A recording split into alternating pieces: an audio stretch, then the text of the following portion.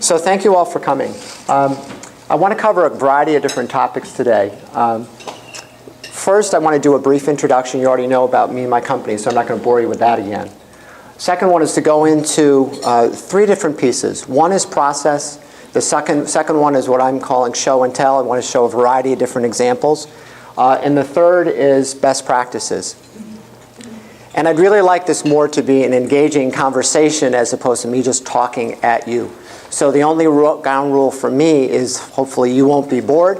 And if you have a question and you want to interrupt me, if you agree, raise your hand. If you disagree, that's okay too. Also raise your hand. So the benefit for us, hopefully, is just to share ideas. I don't pretend to know everything about this. I found out that there's someone here who's bringing a customer for whom they've done a case study, so I'm sure we could learn from each other.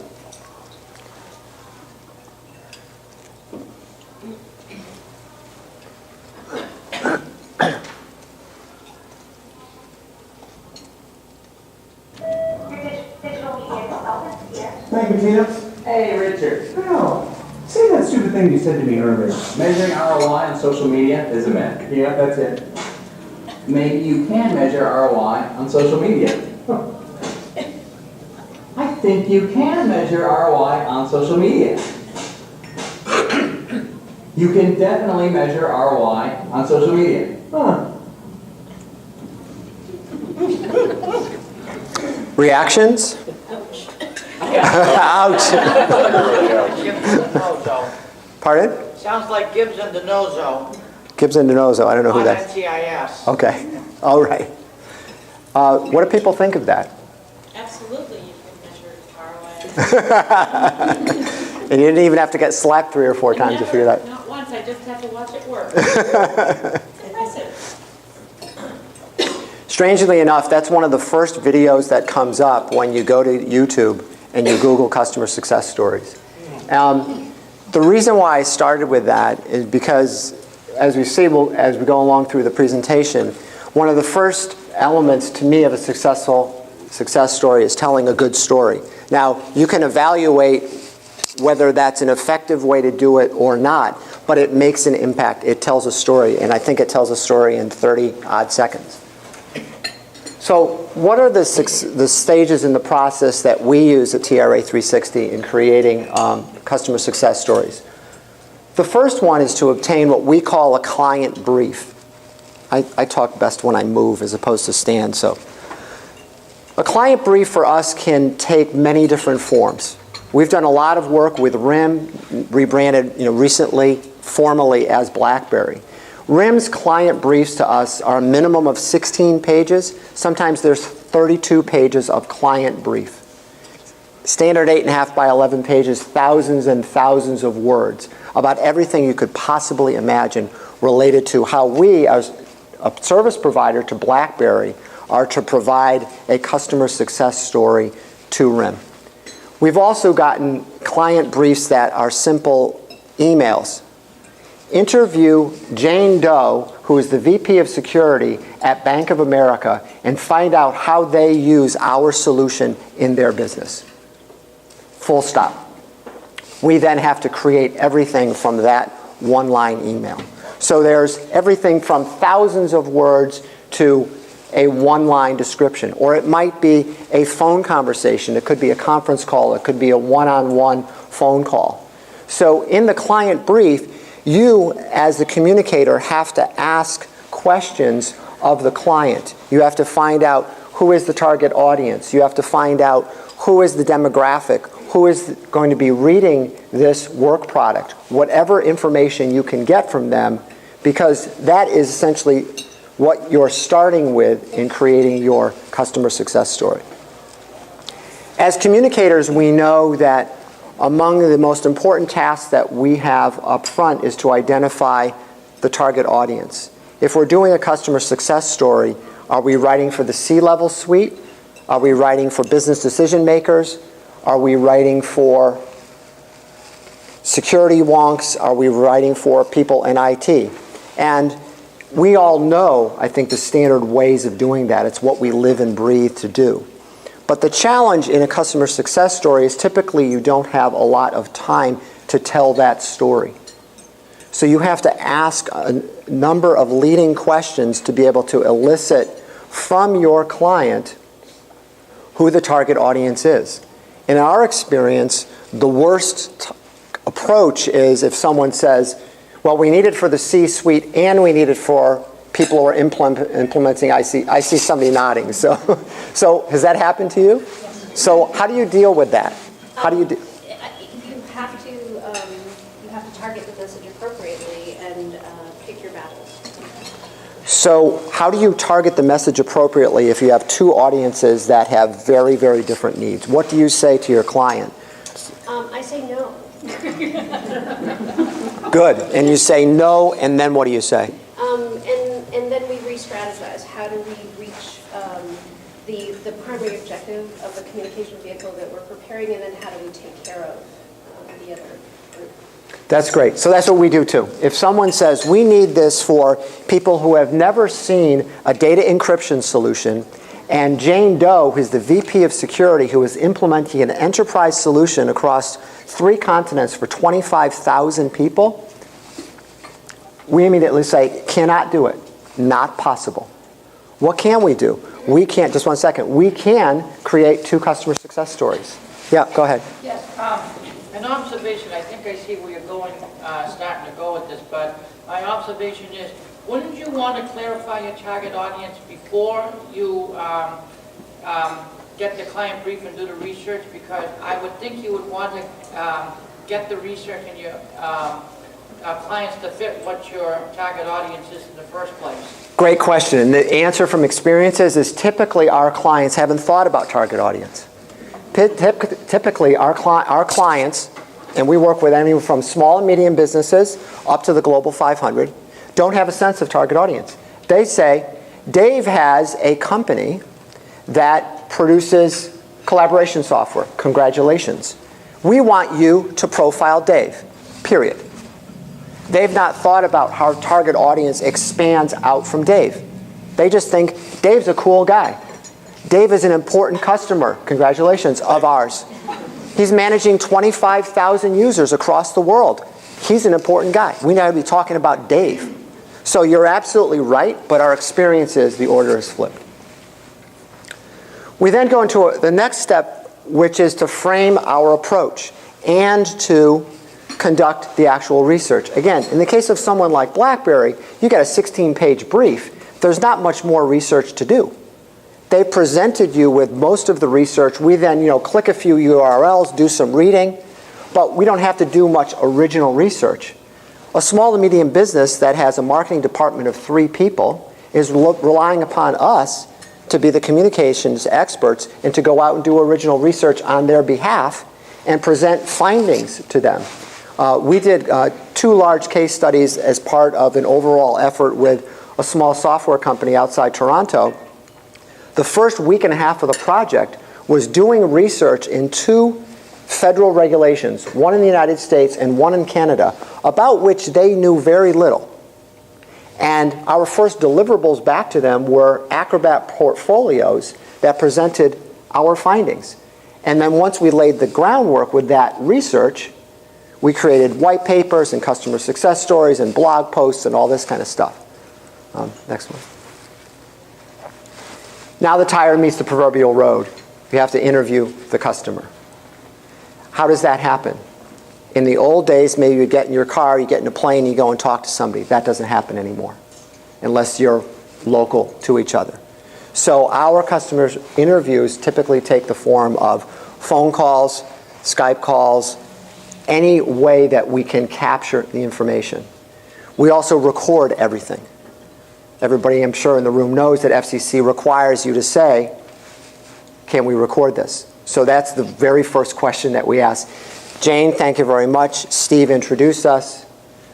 We would like your permission to record this call.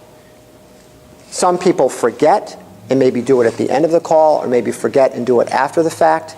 We play by the books. We ask people, right up front. So in terms of the customer interview, how many people have done these kinds of success stories? So when you've done a customer interview, how do you do it typically? What's your method? Do you talk to people on the phone? Do you have, yeah? I don't know names. I've done them both by phone and in person, because sometimes there's a work site that it helps to be in the element of, to see the kind of job that was done. And so those are the two methods. Okay. And you? Pretty much the same. Same. When they're local area, driving distance, I prefer to do it on site. Like that's always possible.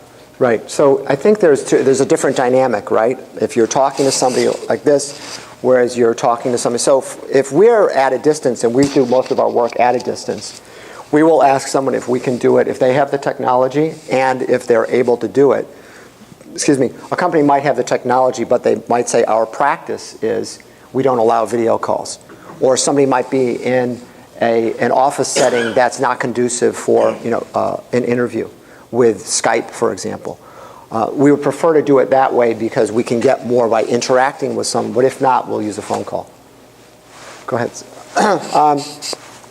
Once we've conducted the interview, actually one more point about the interview. When you've done interviews, anybody in the room, have you shared questions in advance with your interview subjects, or have you given them the rudiments of a script? Yeah, go ahead. Generally, in order to have them agree to do the phone call, I give them a general idea of what I'm looking for. Trying to downplay how long it's going to take or how much they'll have to think about it. Right. They'll agree to do it. Okay. So it's interesting because we've gone two different ways. The most extreme is where some client of ours requested the script, requested all of the questions that were going to be asked.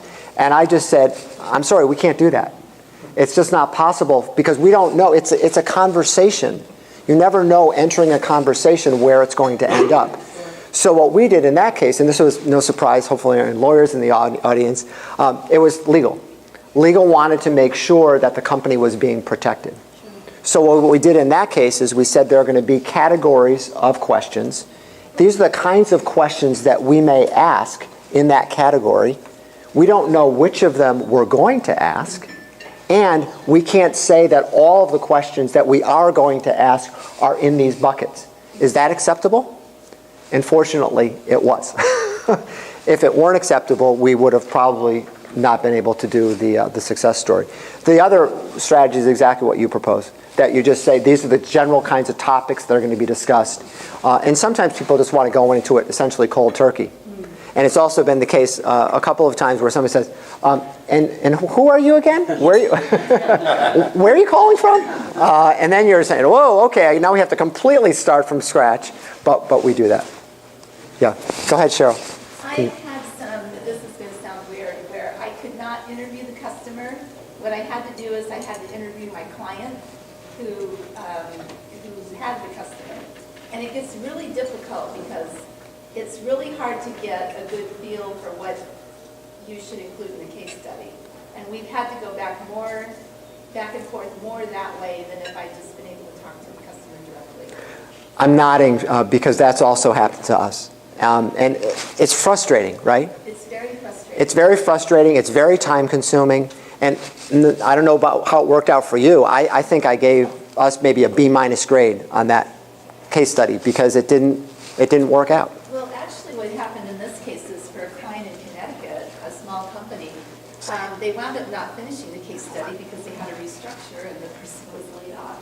So Yeah. they never finished it. Well, that's what happens. I mean, our standard process from soup to nuts will deliver a case study in 3 weeks or less.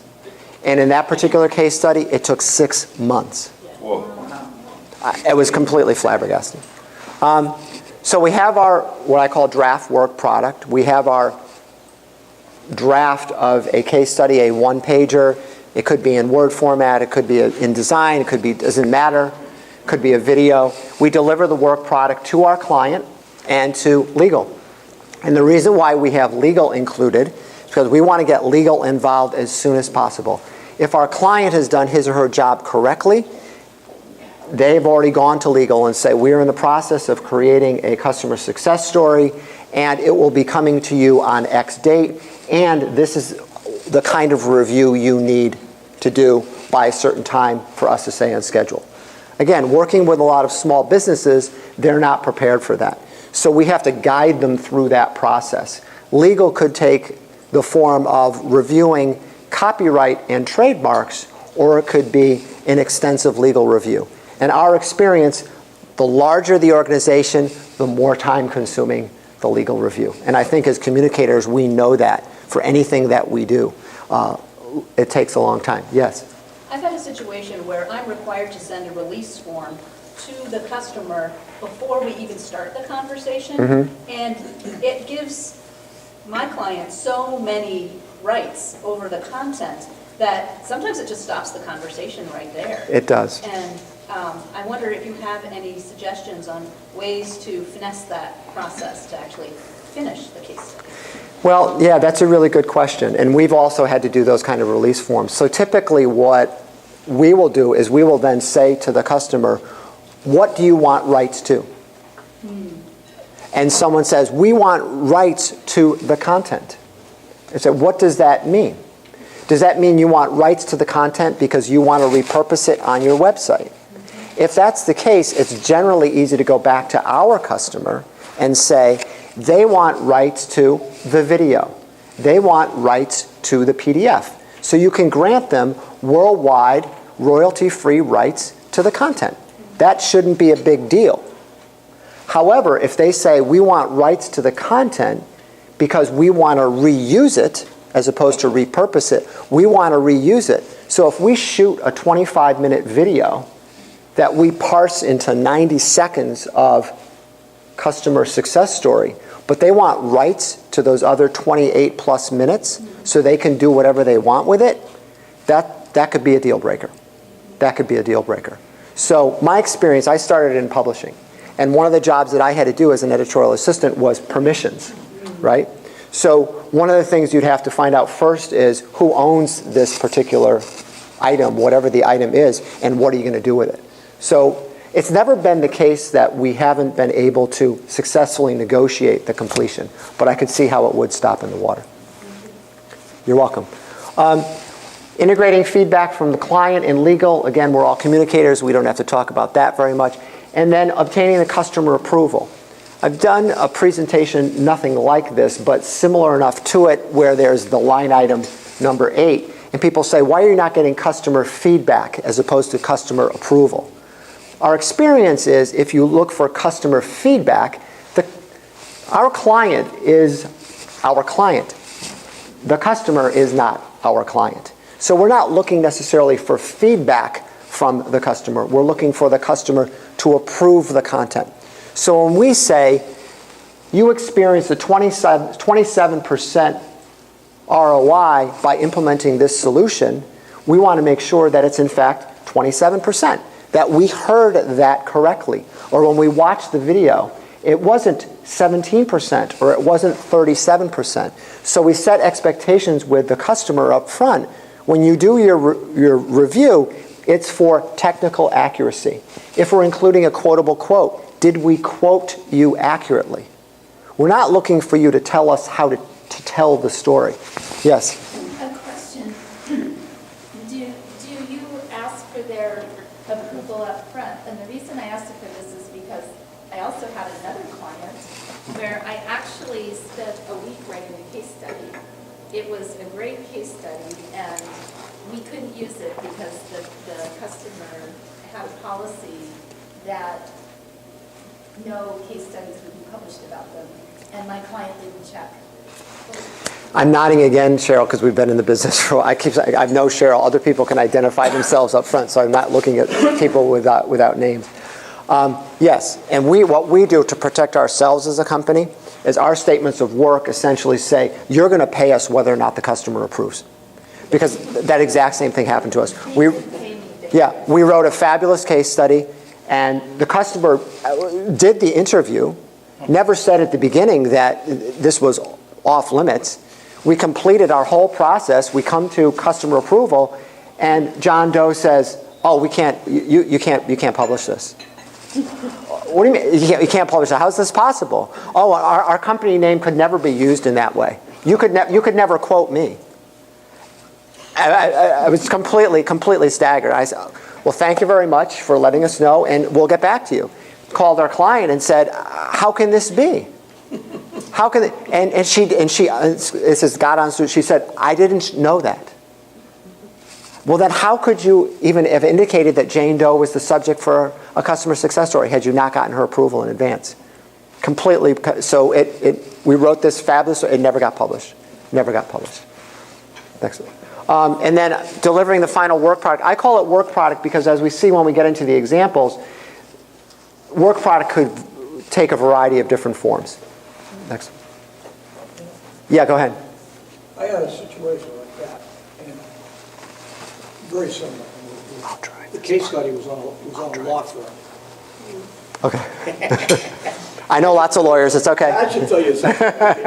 And we ran into the same situation in that the law firms said, when we completed the case study, and the law firm said, you can't use our name at all. And we had the case study planted, we already had the story planted in the National Law Journal, among other places. And it wasn't about to trade, it was to give up without a fight. And we went back to the managing partner of the law firm. This is a big law firm, this is not a small law firm.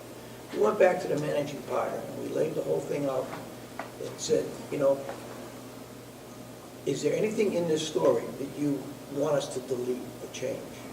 He said, no, I think it's a great case study. I said, well, why can't we use it? He said, well, it's our policy. I said, do you realize that this is all plus for you? Bottom line was, we got approval to run this stuff. Yeah. So I didn't, sometimes when the client says that,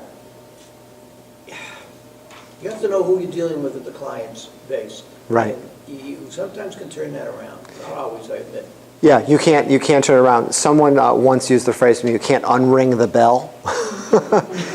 And in that case, if it's planted inside, Sometimes you can. sometimes you can. You have to get creative because You have to decide whether this is important enough to warrant it or whether you just want to move on and find another. That's right. study. That's right. So I want to move into the next segment where I want to show a variety of different examples. I call it show and tell. The first thing I just wanted to mention, I'm not going to demonstrate this, that the slides will be available. My contact information will be included at the end. If anyone wants the slides, just let me know. Or if you make them available on your website, obviously I could provide those to you. You're welcome. So we have amazing resources at our fingertips. Everybody knows that. But in the context of customer success stories, I think I Googled, customer success stories just this morning before I came out, and I think it only yielded, 130 million hits. So, but the opportunity here is to narrow the field. So you can just Google customer success story and spend the rest of your life looking at links, or you can go to more and you can see the different types of media that are available to you, and then by clicking search tools, you can get even finer. So if I were to do an example, you start out with 130 million hits, and then you click more and you say all you want are videos, and that 130 million might go to 25 million. But then if you click search tools, you can then say customer success stories of type video that have been issued to the web within the last 30 days. And you can get to a much narrower set of of opportunities. So in the old days, I've been in this business for more than 20 years. I've been a communicator for more than 30. In the old days, people would create one-pagers. They might be single, double-sided PDF files called customer success stories. Maybe they would be 4 pages. Sometimes if they would be really elaborate, they might be 6 pages. But now we have so many different media opportunities and media vehicles available to us that companies such as the ones that I listed here, Symantec, VMware, BMC Software, I listed them because we have a large technology practice. I don't want to say these are the only ones by any means, have customer success portals. Is anybody familiar with that term? Has anybody seen them before? Okay. This was a relatively new term to me a couple of years ago. So I just wanted to show a few of these and then make a few comments. And again, the slides will be available, or you can find these things on your own. Make sure our connection is still there. So the first one as it's loading is from Symantec, the software company. And Symantec has a deep and wide portal, and they provide their customer success stories in a variety of different formats. So you can see over here, there I have a customer success story. I don't know if people can see it from the back. It's an icon of a book, so this is a PDF file. They have the video testimonial, which is what we'll look at in a second. You can download this as a podcast, and then they have other resources to the company. What's interesting to me, and this is, I think, more of a strategic decision from Symantec's perspective, I just want to play a little bit of this video, and then I want to go to the podcast. And I just ask you to listen to them for maybe a minute or so each. And then I'm going to ask a couple of questions.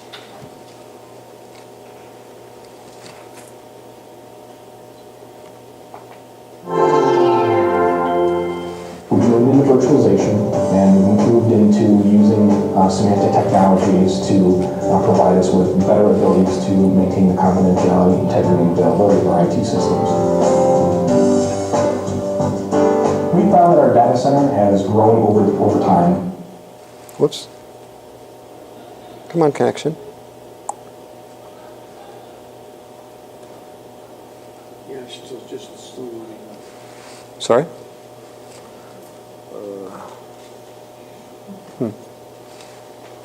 Okay. Let's restart that. And as a result, we look to make a move in a strategic direction for virtualization to reduce our footprint and provide.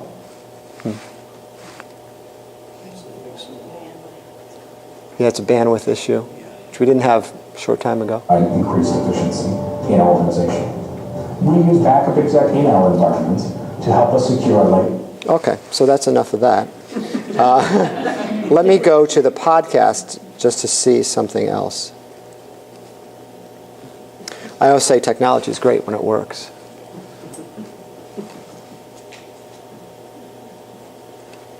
So now just listen to this for a few seconds.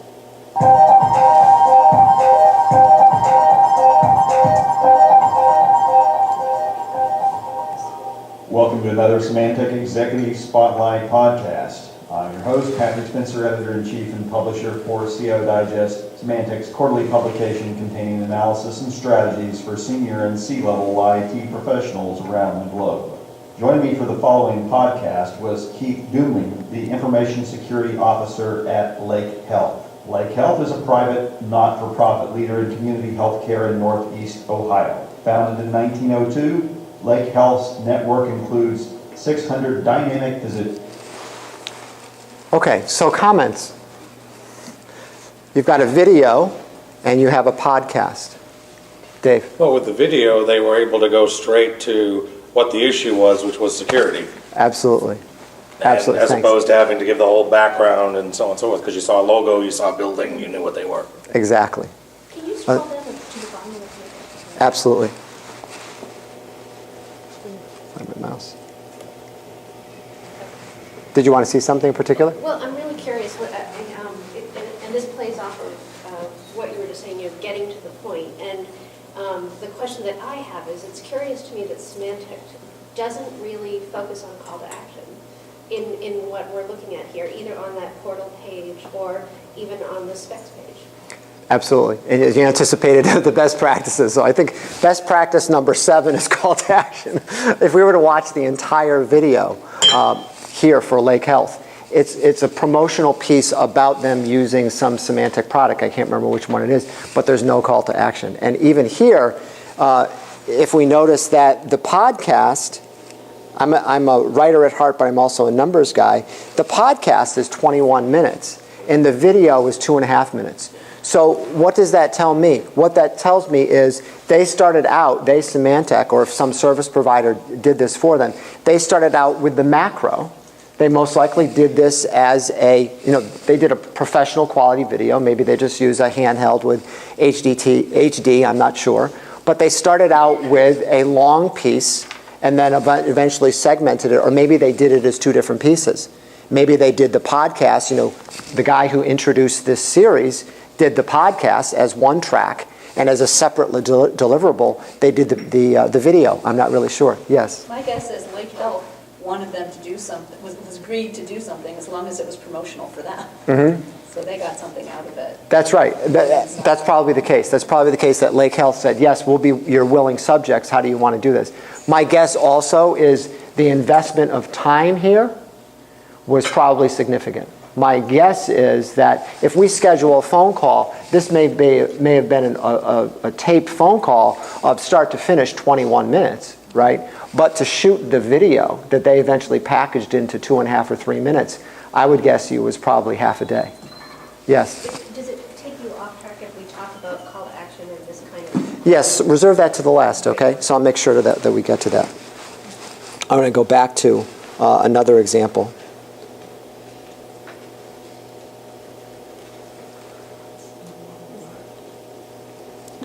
So this is an example of a different type of portal from BMC software. And I'm not going to play the video here because we do have specific video examples. But what was most interesting to me is the size of this portal. And we'll see the one with I'm sorry, I said BMC, I meant VMware. You can select by industry, and then you get nothing, which is pretty surprising. Interface issue for them. Being a software company, I guess they don't know how to do this too well. But if you strike one, exactly. But if you know how to do this, right, you work it around, you click the industry button, and here's a list of industries, and just choose insurance sort of randomly. And they only have 2 on insurance, so let's choose something that's a little bit bigger. Technology, they have 178. So if you're looking for samples, the reason why I wanted to show the portals is if you're like us, you don't like to do anything from scratch. I'm being facetious. But you want to go out and see. If you have to write a case study for the healthcare industry, go out and look at some samples. Okay, look at some samples and see what you like to do.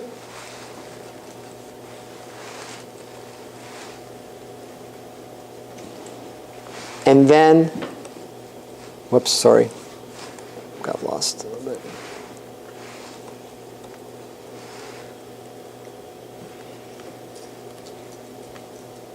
Another one on BMC software. So I'm not going to show this because we're a little cramped for time. I want to show, there's a number of video samples here, but I want to just show, let's see which of the 3 is the best. I'm going to show this one from Podio because the other case studies, one from Hull City Council and the second one from Amazon Web Services, are what I would call more conventional videos. The one from Hull City Council, I'm sorry, if you can get beyond the fact that guys from Hull, if anybody's lived in England and understands people who talk with marbles in their mouth, that's the guy. But the case study itself is fantastic. It's really fantastic. It explains right up front what the challenges were and how, talking about call to action, how they address them with this particular solution. The one from Podio, however, I think is particularly good because it's different from what you would, quote, normally see as a customer success story. Hi, I'm Michael from Podio, introducing Podio for Google Apps.